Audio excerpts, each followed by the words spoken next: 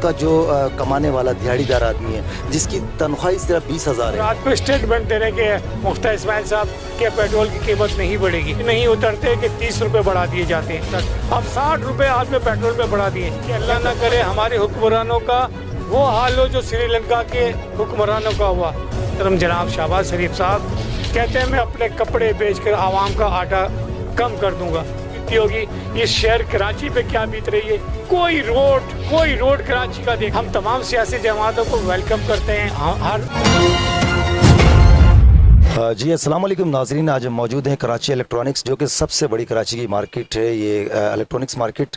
आज हमारे साथ मौजूद हैं कराची इलेक्ट्रॉनिक्स एसोसिएशन के जनरल सेक्रेटरी जनाब हाजी नासिर खान तुर्क साहब।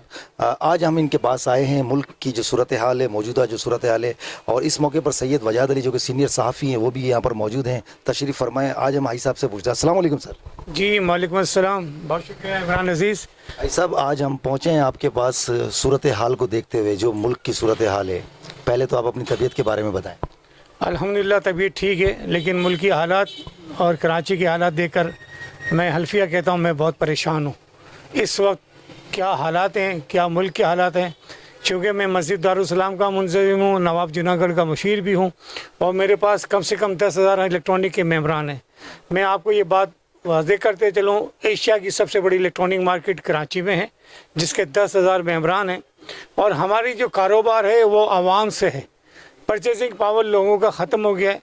जो ऐसी 60 से 65,000 का 1 टन का मिलता था वो 80 से 90,000 में चला गया। 1.5 टन का 1 लाख रुपए के ऊपर चला गया। फ्रिज की प्राइस जो 40 से 45,000 थी वो 60-65,000 चली गई। आप बताइए कैसे सर्वाइव करेंगे हम। और ये जो मौजूदा हुकूमत आई है, मैं ना इसको इम्पोर्टेड कहता हूँ ना कोई कहता हूँ। हमारा किसी सियासी जमात से कोई ताल्लुक़ नहीं है, ना हमारा नवाज शरीफ से, ना इमरान खान से, ना MKM से। हम ताजी बरादरी हैं, और ताजी बरादरी का एक अपना अलग प्लेटफार्म होता है। लेकिन चूँकि हम ताजिर हैं, हम तमाम सियासी जमातों को वेलकम करते हैं। हर की तकरीब में जाते हैं, चाहे वो PSP हो, MKM हो या इमरान खान हो, कोई भी, सब जगह हम जाते हैं। क्योंकि हमारे मसाइल उनसे जुड़े हुए हैं, हमारी मसाइल वो आगे पेश करेंगे। लेकिन ये जो मौजूदा हुकूमत, मैं तो नहीं कहूँगा इसको इम्पोर्टेड हुकूमत, लेकिन ये हमारे ऊपर एक मुसल्लत की गई है। वो तमाम लोग जो इस वक्त बड़े आला ओहदे पर हैं, उनका बैकग्राउंड मुझे कहने की ज़रूरत नहीं। ये मीडिया आपको बताती है, सोशल मीडिया आपको बताती है। आप सोचें, मेरे वज़ीर आज़म मोहतरम जनाब शहबाज शरीफ साहब कहते हैं मैं अपने कपड़े बेचकर आवाम का आटा कम कर दूंगा। मैं उनसे मुतबाना गुजारिश करता हूं कि आप ऐसे स्टेटमेंट न दें। आप रात को स्टेटमेंट देने के मुफ्ती इस्माइल साहब के पेट्रोल की कीमत नहीं बढ़ेगी। अभी वो प्रोग्राम से नीचे नहीं उतरते कि 30 रुपये बढ़ा दिए जाते हैं। आप सोचें, एक हफ्ते के अंदर 60 रुपये। ये ताजी बरादरी, ये बिजनेसमैन कम्युनिटी आपका कहाँ तक ताउन करेगी आपके साथ। अब 60 रुपये आपने पेट्रोल पे बढ़ा दिए। मैं तो समझ रहा हूँ, जो आज से 1.5-2 महीने पहले मैं श्रीलंका के हालात देख रहा था, वहाँ जो पंप पे लड़ाई झगड़े देख रहा था, जो लोगों को खाने पीने का नहीं मिल रहा था, वो हालात मैंने कल रात कराची में देखे।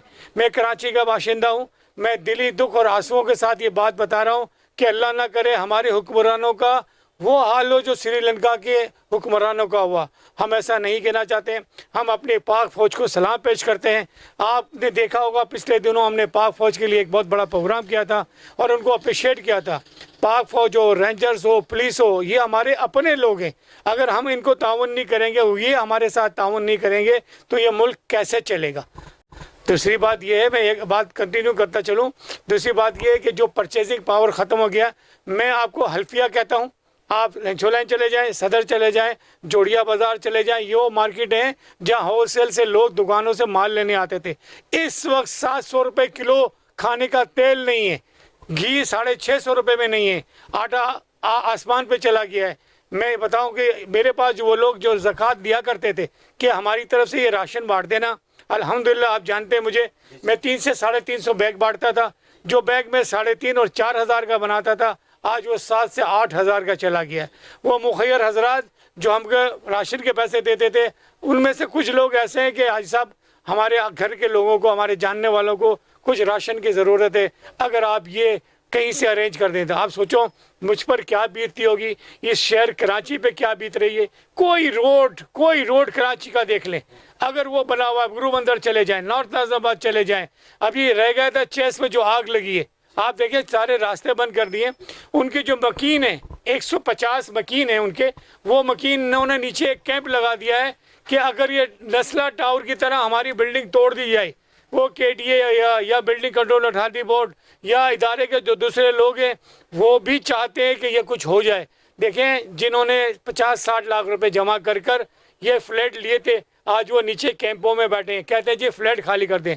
अल्लाह ना करे, अल्लाह ना करे, मेरे मुंह में खाक अगर ये नेस्ला टावर की तरह इसको तोड़ाया गया और ये 125 लोग कहाँ जाएंगे। हमारे प्रोग्राम में हमारे सदर मोहम्मद रिजवान इरफान, सलीम अहमद, मैं, फारूक एबी, हम कल उनके पास जाएंगे, उनके मसाइल सुनेंगे।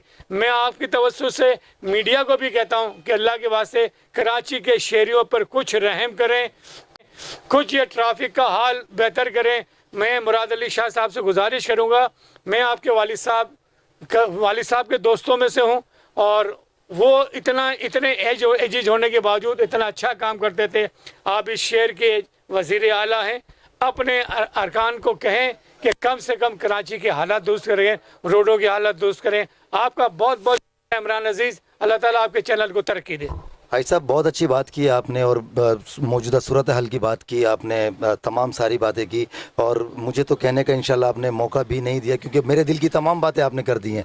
अब आप देखें कि रोज़ का जो कमाने वाला दिहाड़ीदार आदमी है जिसकी तनख्वाही सिर्फ 20,000 है, अगर वो रोज़ाना अगर अपनी गाड़ी में एक टाइम का पेट्रोल डालता है या आने जाने ऑफिस से अगर वो घर तक जाता आता है तो उसका 400 रुपये का पेट्रोल खर्च होता है और फिर उसके बाद उसकी तनख्वाह 20,000, आप महीने का लगाएं 400 से तो 12,000 रुपये का इसका पेट्रोल हो गया, फिर उसका अखराज जाते हैं, तो वो बेचारा कैसे गुजारा करेगा। आप बिल्कुल सही फरमा रहे हैं। आपने मुझसे कहा 20,000 रुपये की तनख्वाह, मैं एक पार्क चलाता हूँ गुलशन में, मेरे पास 12,000 और 10,000 के मुलाजिम हैं।